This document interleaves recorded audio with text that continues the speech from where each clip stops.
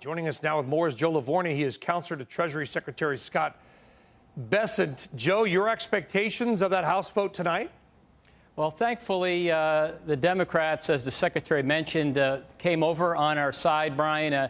We didn't have the votes. It wasn't our fault. But the Democrats finally, some of them, cooler heads prevailed, and they came over. The Senate passed the resolution. The House will as well. Unfortunately, there's been some damage done from the shutdown. Current quarter GDP isn't going to be the booming quarter we thought because of what the Democrats did. But I do look for the government to reopen. We expect it to happen. The economy will be good going forward. But unfortunately, there was needless hardship and pain along the way.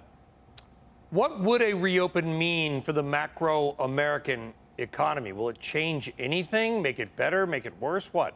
Well, as Caroline Levitt said earlier today, we're going to miss some economic data because we don't have the people able to capture that data. We want data because data is necessary to make good policy.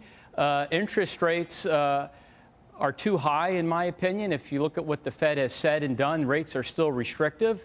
Arguably, there wouldn't even be a debate on what the Fed would be doing in December if we had more of this data.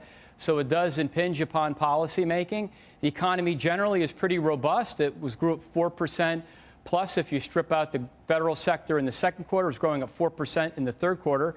So the Trumpian economy was doing well. But the fact the government's going to reopen will give us data. It will give people confidence that the U.S. is functioning again in a proper way. I mean, if you look at the polling by the various entities on the consumer side, I mean, the confidence in the government effectively plunged to an all-time low because of the Democrat-led shutdown. So these things will repair themselves over time. I don't think there will be a lasting economic effect. In other words, I think we could be very bullish on 2026 real GDP growth, given what the president's put in place. But thankfully, the shutdown is over. That's the key point. Thank God it's done. Yeah, but here's the yes. Well, let's.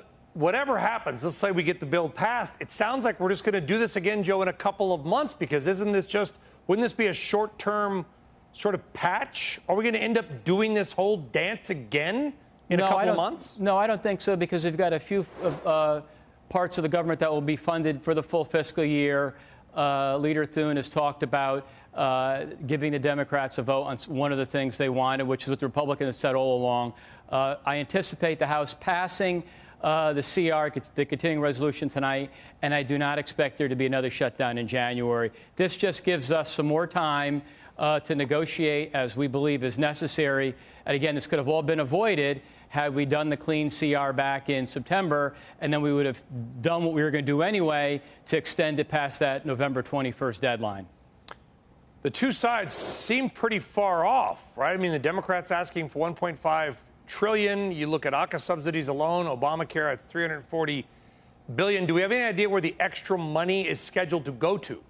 Well, I mean, on that bill, Brian, keep in mind that, some of the subsidies are at 300% to 400% of the poverty level.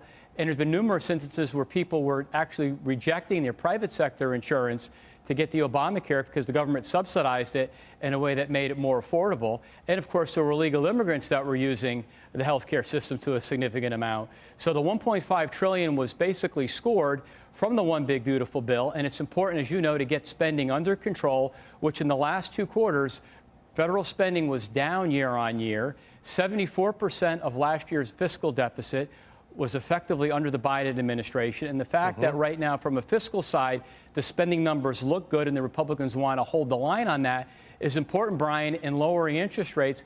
Mortgage rates are basically at 52-week lows. That's how we're going to increase affordability, by getting interest rates down and make things like home buying more affordable for people.